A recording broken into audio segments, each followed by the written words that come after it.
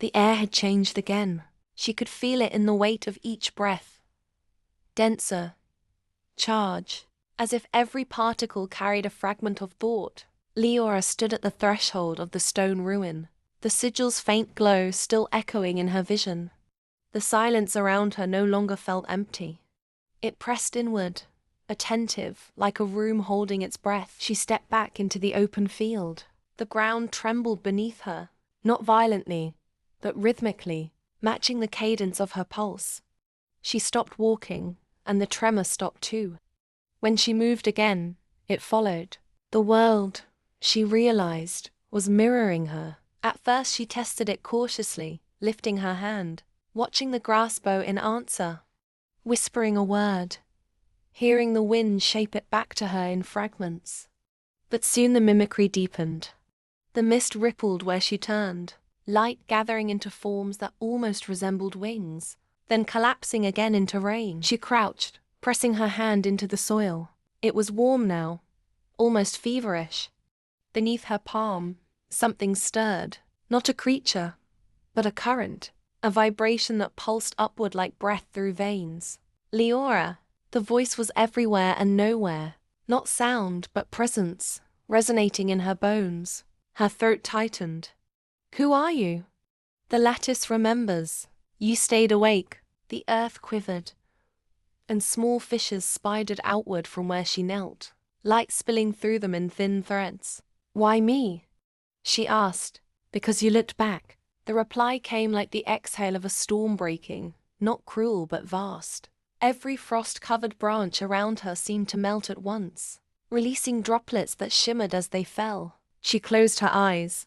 For the first time since the silence began, she felt the impossible balance of things returning.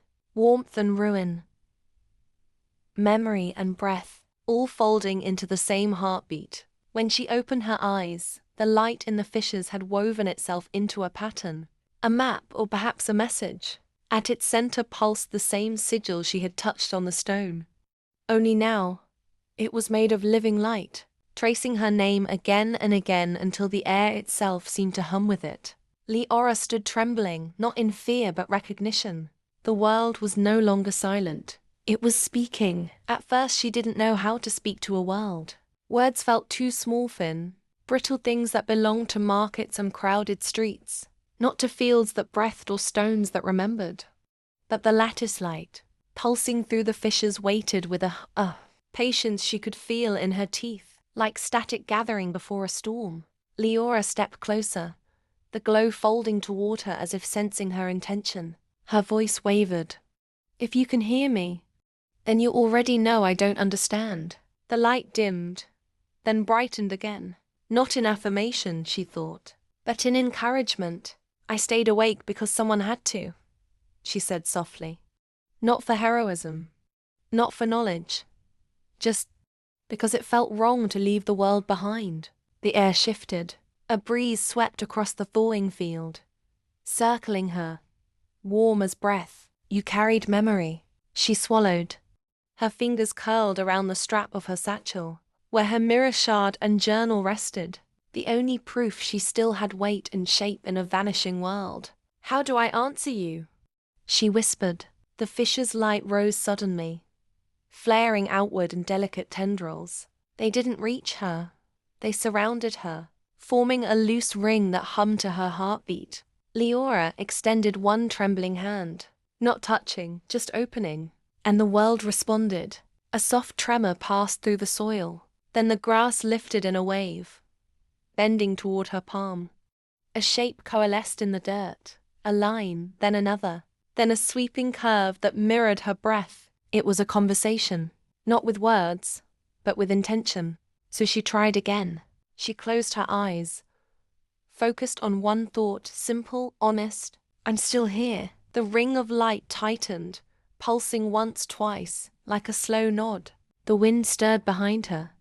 She turned in time to see a tree, dead for years, shake loose a single fleck of green at its crown.